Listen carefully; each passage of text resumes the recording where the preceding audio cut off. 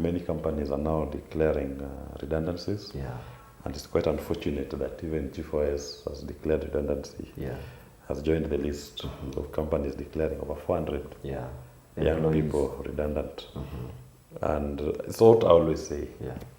When an economy is working, nobody needs to hire bloggers, pay them 527 shillings to tell us that it is working. Yes. When an economy is working, you feel it. Yeah. And the economic model that Ruto and Kenya Kwanza are running on is a failure. It's a failure in the sense that they think government should be the driver of economic growth. Yes. Government cannot be a driver of economic growth. Government can only be a facilitator. Yes. Demand side economics is about government being the driver. I'll build for you houses. I'll do this for you. I will do this. Government will do everything. It can't. Yeah. Government can only facilitate, and the private sector, you and I, Yes. becomes the driver of an economy. Because government cannot be everywhere. Yeah. Government has bureaucracies, inefficiencies. It cannot do it. So as a Safina party, we're advocating for what we call the supply side economics, Yes. which supply side economics, it's three anchors. And number one, you reduce government barriers. Identify what is the barrier in government. Yeah. You reduce it, you remove it. Yes. Reduce taxes, and then you empower the private sector. One thing that we could have done differently, Yes. because people keep asking us this question. Yeah. What are these barriers? What are these things that we can do? I'll say the number one barrier for private sector growth today is government borrowing in the domestic market. So people have ideas, they cannot finance their ideas because they cannot access capital. You're a young man, you're innovative, you have an idea, you need to go and do something, turn it into profit, but you don't have access to capital. Why?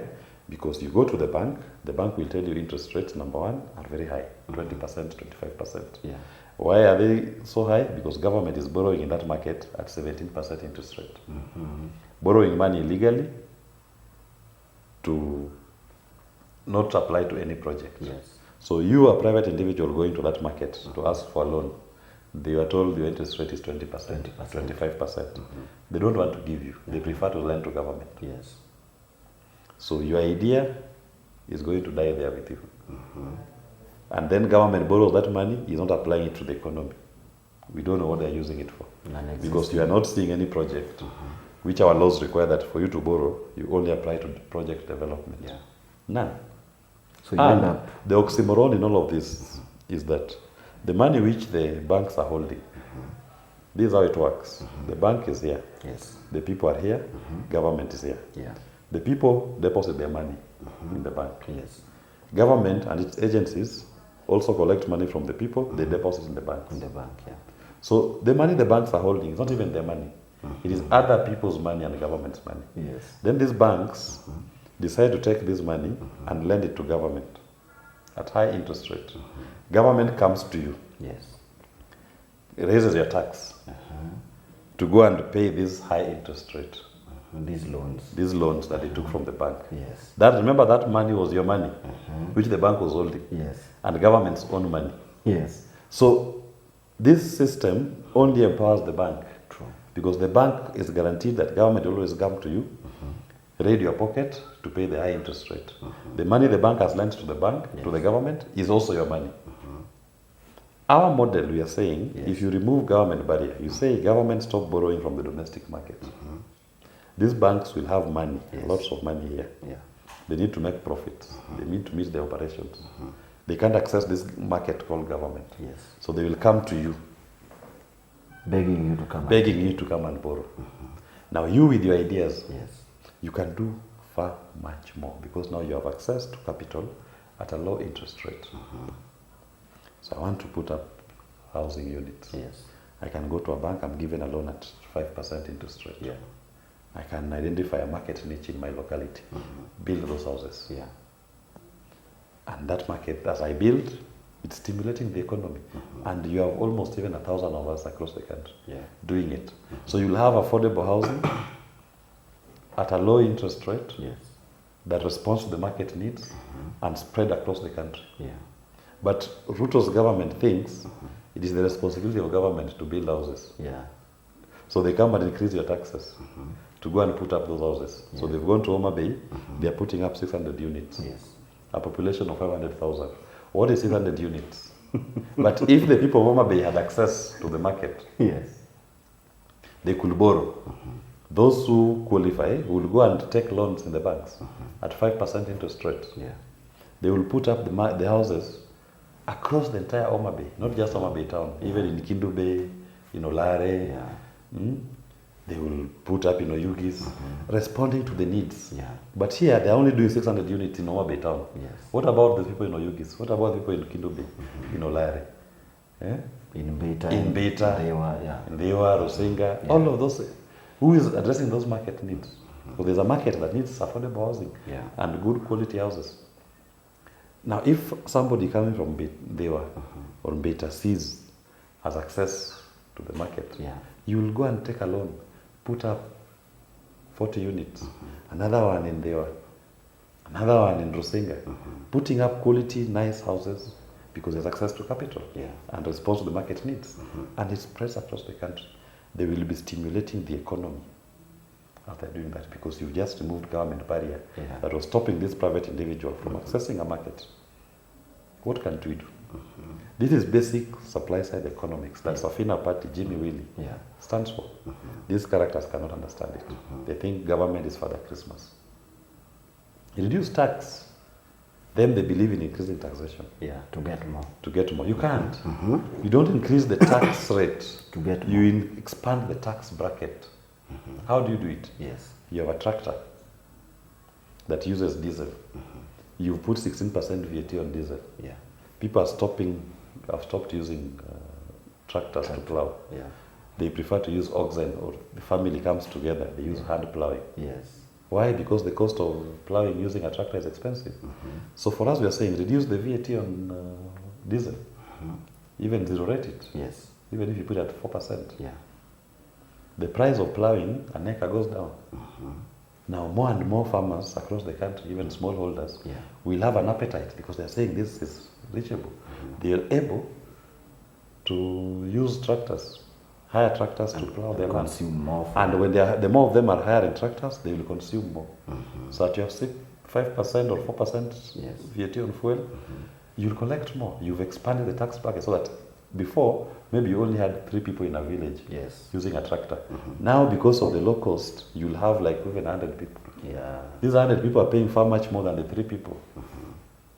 And even the production. Even the production, in terms of utilizing the land, it increases. So those are the things that we say supply side economics is about. Kenya Kwanza cannot understand it. And that is why you are seeing now even banks have started this thing of limiting access to money. We had said here, there will be a haircut. Chief share is a haircut. Motor vehicle circulation tax was a haircut. University funding model is a haircut.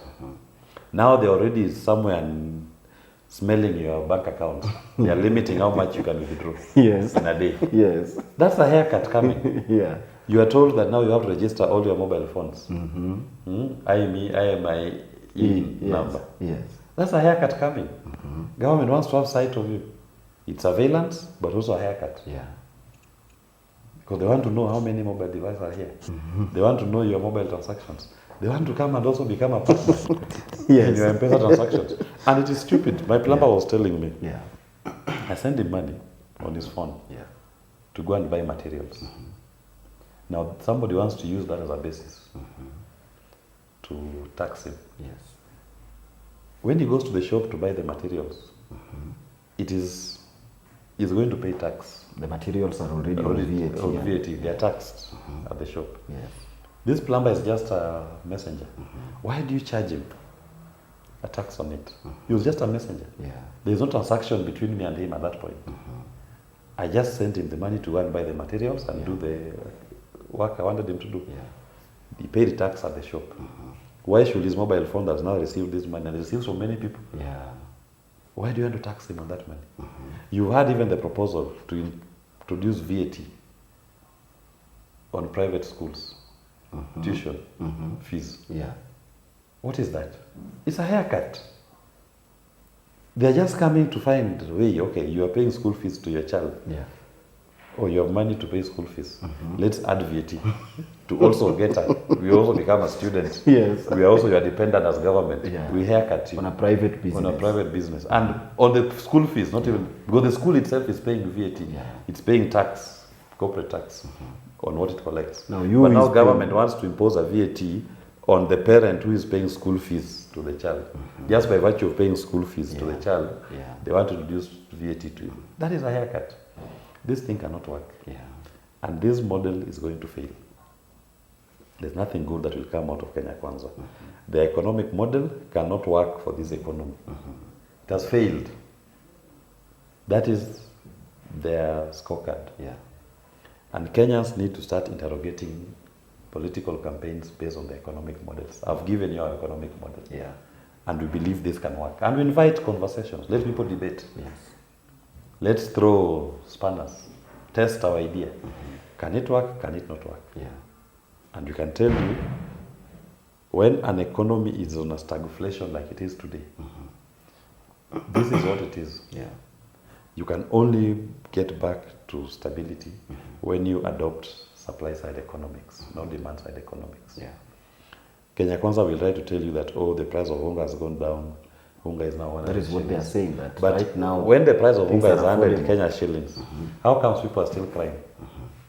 Because look at what G4S has done. Yeah. By sending away those 400 families. 400 employees is a big number.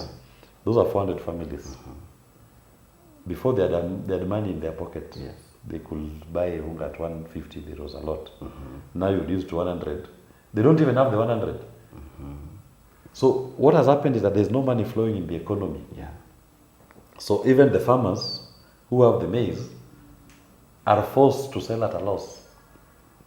Because there's no money flowing. Yeah. There's nobody buying their unga in the first place at 150. Yeah. So they say, okay, let's bring it down to 100. Maybe somebody will buy it. But even at that 100 shillings, the people don't have money. There's no cash flowing. Yeah. So people cannot even afford that 100 bob. Yeah. The 400 G4S employees and others who are not working cannot afford it even if it's 100 shillings. So you cannot tell us that the economy is working because the price of unga has fallen to 100. It's nonsense. It's bullshit. Yeah. That is what they say every day. That's Yeah, life used but to how be. comes people are not accessing it? If the price of unga was 100 shillings and there was 100 shillings already available in the market, we will be very happy. But it is come to 100 shillings, but we still cannot afford it. Because to get 100 shillings is a problem. Yeah. There is no money flowing in the economy. If money was flowing in the economy, if people had jobs and the price of unga is 100 shillings, we will all be happy. Now, even if you bring it down to 80 shillings, even 70, Yeah. if we are still struggling to raise the 100 or the 50, Yeah. we will still say the economy is not working because getting that 100 shillings is a problem. That is what they don't seem to understand. Yeah. And that is what we keep drumming in their little heads and they can't Yeah. understand. So with good money circulation, even if unga was to be 300 shillings, It is okay. Because you have money flowing in the economy. Yeah. You can afford it. But if there's no money flowing in the economy, even if it was 50 shillings, yeah. you will still struggle. So you don't say that it's 50 shillings now, the economy is doing well. The economy is doing well based on the people's ability to make money, get money in their pockets. How much money is flowing in people's pockets? Yeah. That is what we are saying we need to have a conversation about. Does it mean that the government is focused on minor issues? And No, the government does not even know what economic policy is running on. Yes. They cannot solve this problem. Yes. They are clueless. Yeah. So they can even bring down the price of unga to 50. Yeah. But you have people who are unemployed. Even to get 50 shillings is a problem. What does it mean? It means you're wasting time. Yeah. Look at G2G. We are now paying, we paid 1.4 billion shillings more per month. 1 year later. Yeah, per month. We're paying 1.4 billion shillings more Yeah. for the price of fuel across the globe. Why? And that money, that cost is transferred to the consumer, Yeah. to the people. That is what is happening. And we are saying this cannot work. This cannot work. The economy is not working for the people of Kenya. Yeah. And it is the fundamental. There is no money flowing. There is no production taking place. Yeah. So what is stimulating this economy? There's nothing stimulating this economy. Government is behind schedule even in giving counties money. 4 months down the line, counties are not receiving their allocations. You have pensioners are not earning their monthly pensions. And if you look at the constitution, first charge on the consolidated fund is counties, pensioners, and debt. Even debt already, you saw yesterday they've defaulted in the Chinese debt. 164 billion. They've been hit with a penalty 1.6 billion. They have defaulted. And this is on the SGR debt. That's what I said. So we are in a debt default. We are now in a stage of, because we are defaulting on all the three. First charges. The first charges. Pension, counties, and debt. We've defaulted on all three. So we're in a state of default. When that's default, the next will be another default. They'll default on another debt. Then it will be domestic. Then you'll see the haircut in full effect. And that is what I say, this economic model of Kenya Kwanza has failed. And come next year, the pain that we are going to face will be unbearable. It will be more than what we are feeling. It will be more than what we are feeling now. I don't know how long Kenyans will take it. And upon all these occurrences, Kenyans are feeling tired. Kenyans are giving up. Some have already given up because of the tough economic situations. Can you take this moment to just give Kenyans some? No. It is dark just before dawn. So for Kenyans to Team Piki Piki Ponki, as dark as it is, we should not give up hope. Kenya Kwanza is just but a bad omen that is passing through our country. The resilience of the people of Kenya will kick them out, and we'll have a government that is responsive to the needs and the wishes of the people of Kenya. Team Piki Piki Ponki, we keep strong. Let us engage in a robust discussion on our economy and good governance of this country, one that makes meaning to the people of Kenya. Thank you, Team Piki Piki Ponki. Thank you.